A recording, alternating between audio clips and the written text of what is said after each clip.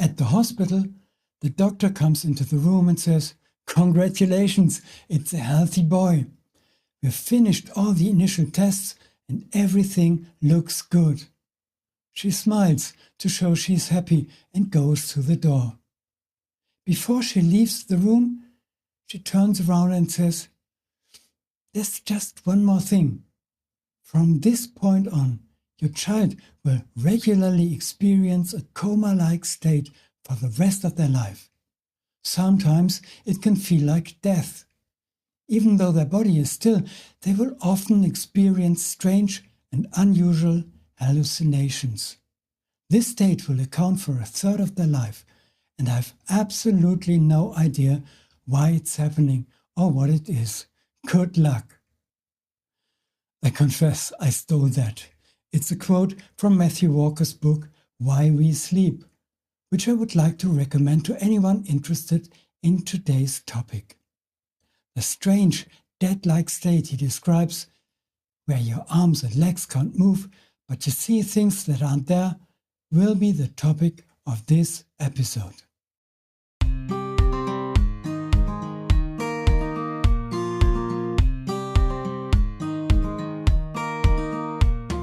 Do you remember the fairy tale Sleeping Beauty? It leaves some questions unanswered.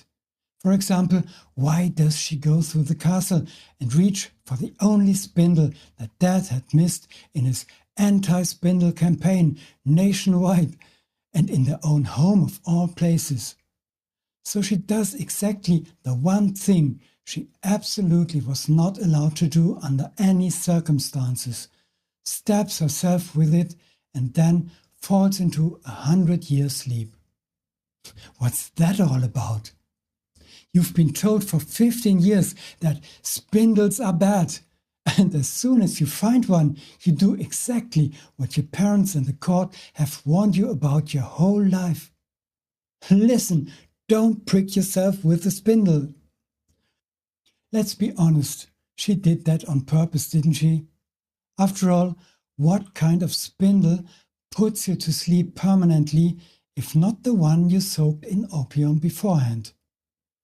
Picture a teenage girl who wants to try things that are not allowed. That makes sense, right? You are in the middle of puberty, going through a rebellious phase and got no self-control. Maybe it was all the warnings that got to her, making it impossible to sleep and leaving her desperate for a night of peace, with a little help from opium. We know from the story of Oedipus that prophecies come true precisely because you do everything you can to stop them from coming true. Oedipus would not have murdered his father or married his mother if he had only been aware that they were the two of them. That's exactly how Sleeping Beauty must have felt. If you always feel like you have to be on guard, then this probably means that you had a difficult childhood. It's also a well-known sign of a lack of trust, usually in precisely those people whom one should naturally be able to trust. Your Highness, your plan backfired. But whatever the cause of Sleeping Beauty's sleep disorders may have been, sleep disorders are widespread. While there are physical causes, the majority are probably of a psychological nature. Daniel P. Chapman investigated the extent to which adverse childhood experiences, short ACEs, impact sleep quality. Together with a few colleagues from the US National Center for Chronic Disease Prevention and Health Promotion, he investigated the influence of ACEs on sleep disorders in adults. Their paper of the same name was published in the magazine Sleep Medicine in 2011. The adverse childhood experiences are summarized in a short list of 10 questions, which all begin with "Have you ever ... and are answered with yes or no. The more yes answers there are, the greater the risk of developing various disorders throughout your life. You are asked about violence, abuse, and neglect that happened to you, but also whether you had witnessed violence at home. Someone in the family was addicted to alcohol or drugs, your parents had divorced, a family member had attempted suicide, etc. Unsurprisingly, those who took part in the American study and had more of the ACEs in their biography reported greater sleep problems than the participants who had fewer of those adverse experiences. The more ACEs, the more problems in later life. Sometimes this can also happen indirectly. Someone who has had a difficult childhood and also owns a mobile phone is more likely to become addicted to the internet. People who can't stop checking their phones and tablets before bed also suffer from sleep disorders more often than others. The nasty thing is that if you don't get at least a good 6 hours of sleep every night, it affects the part of the brain that controls your willpower. This means you'll find it tough to say no to temptation, and you'll probably end up reaching for your phone, glass, cake, or needle at the next opportunity. A study done in Germany also shows that bad things that happen to you can affect your sleep. Psychologist Roxane Sopp from Saarland University made a discovery: more sleep, fewer symptoms. Test subjects who experienced more REM sleep phases had fewer flashbacks in response to key stimuli and found them less stressful. This suggests that there is a link between sleep and symptoms of trauma. So, REM sleep can help the body process difficult experiences. I will come back to this later. The reason for your insomnia might be something that happened a long time ago when you were a child or teenager. We can't change the past, but we can change how we react to it, even if we're not aware of the connection. A good flower for this is amber willow herb. All willow herbs have a special connection with the elements. The most commonly used, the narrow-leaved one, heals earth after fire, for example, after forest fires. Its flying seeds are attracted to burnt earth like magnets. Amber willow herb has a connection to water. You often find it on the banks of streams and rivers that sometimes flood. This species is used to help people who have had a difficult childhood. For example, when a child had to look after their siblings because their parents were not around, but they were not old enough to do this. The essence has a direct connection to sleep disorders, which can be the result of this. In order to understand this, we need to take a closer look at how the body functions while we are asleep. We should get 8 hours of sleep to help our bodies and minds recover and stay healthy.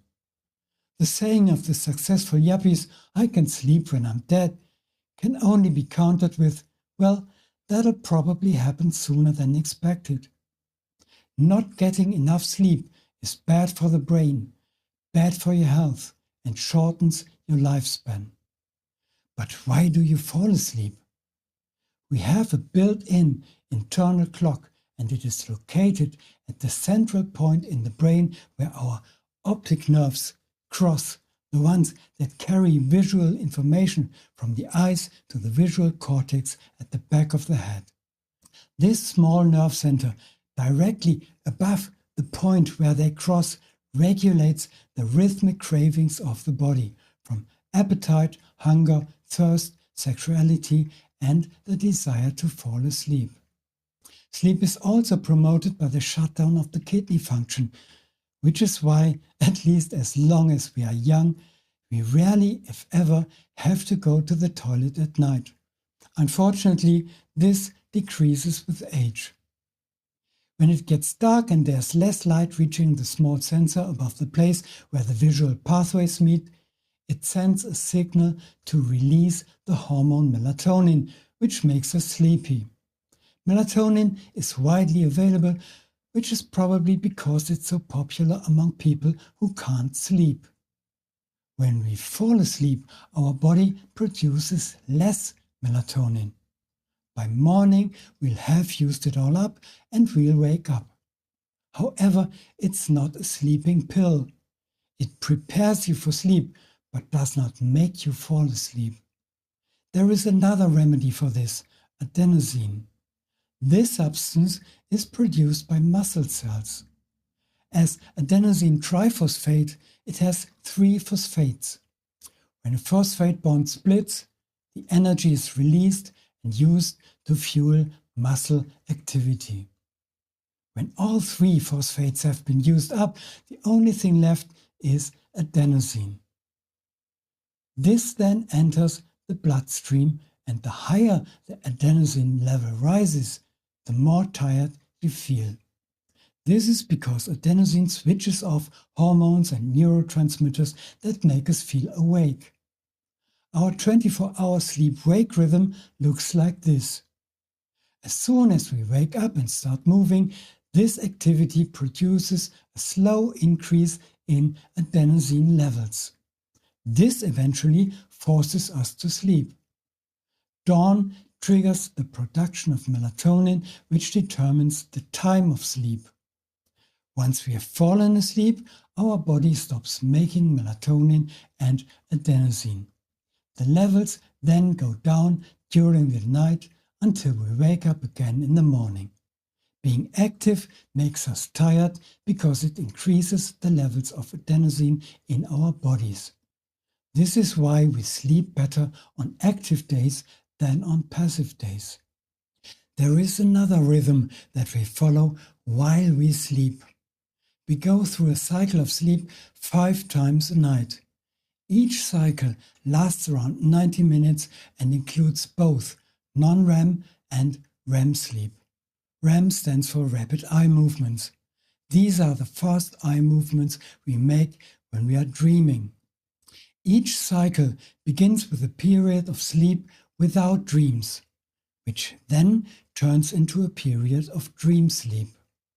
As the night goes on, you start to dream less and less, but the times when you're dreaming get longer and longer. This probably explains why we remember best the dreams we had during the last of these phases. Non-REM sleep is also known as deep sleep. This is the tidying up phase in which the busy glial cells move between the neurons and clean up everything that doesn't belong there. They stop when we wake up. It's like the brownies have gone. Unimportant experiences are deleted, while important ones are processed when we are dreaming. This is how memory works.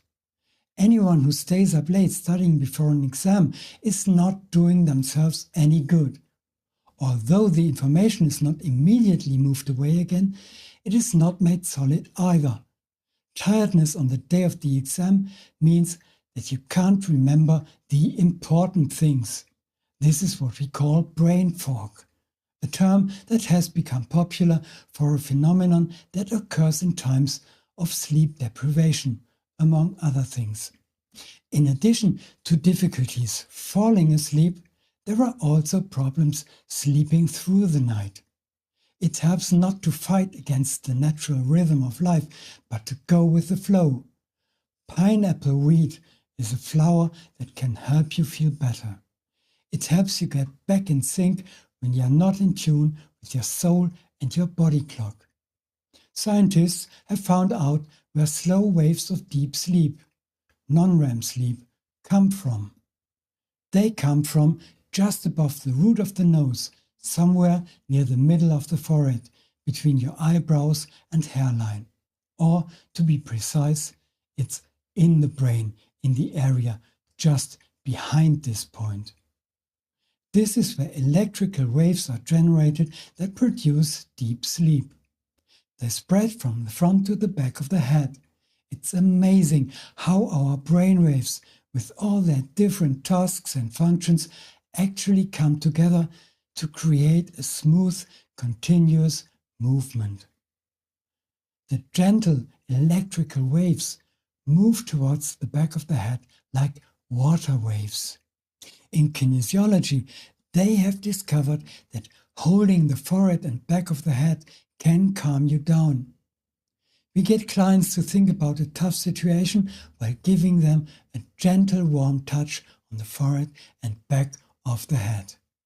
It copies the natural wave movement that happens when you're asleep so that you can stay calm and relaxed while your mind replays the whole unpleasant situation you want to solve. This way you can experience a stressful event as something you can handle. It does not seem as threatening anymore. You can achieve this effect by applying calming flower essences to your forehead before going to sleep. I'd like to recommend two in particular. First of all, white chestnut. The most common way to stop yourself from sleeping is to brood. If the subject of the brooding is concern for others, then you can also try red chestnut, or even better, both at the same time. The effect of both essences is based on stopping the thought process. Thoughts go round and round without any new insights or moments of genius, just getting on your nerves. So why keep going with them? The mindset of brooding also uses the trick of posing an inner question at the end of the train of thought, which you have to take up again to answer. For example, you might ask yourself, how did I end up here? And then go back and think about how it all started. It's a pretty sneaky trick that creates a thought loop. But you can use chestnut blossoms to stop it. This might work even better with another flower like morning glory, larger bindweed, or field bindweed, which are also available as bindweed trio combination. They help you let go. The plant clings to anything that promises support and winds itself up. It doesn't trust itself to be able to stand on its own, so in the end it has forgotten how. This is how addicts behave. Addicts develop their behavior patterns or consume these substances not because they want to hurt themselves. If you ask them why they take drugs, you hear all sorts of very plausible answers such as, "For the first time in my life, I was able to really relax. I've finally experienced inner peace. I can do things that I never thought I could do. I'm no longer afraid to be myself." They think they can't achieve all this on their own, so they turn to self-medication. It's like having a glass of wine before going to sleep, a good night joint, a sleeping pill, or a dose of melatonin. Before you can stop using these tools, it is a good idea to let go of old beliefs, even if they were useful in the past. But they cause too much damage to keep them any longer than absolutely necessary. Fear can stop you from sleeping. The former advisor has become an inner demon who raises your blood pressure and prevents sleep even when there is no reason for it. Many people who are worried and can't sleep are not actually in any danger. They only think they might be. They feel threatened by things they have made up in their minds, not by real threats. Yes, someone might break in. Someone else might kick you out. Or that damn cancer might return. Anything could happen. But for now, you're safe. Your bed supports your weight. Your blanket keeps you warm. Your lungs keep breathing when you fall asleep, just like your heart keeps beating. You're afraid of things that may never happen. The bindweed and its siblings do not help you to stop being addicted to something. They help you stop believing things that make your life seem pointless. Just as being careful can protect you from burglars and violent criminals, the bindweed and its relatives can protect you from the beliefs that you think are keeping you safe. These flowers teach you to let go of the day and embrace the night, to trust it. Why not start small? Discover the helpers inside your mind and ask them for assistance. The essences mentioned will support exactly that.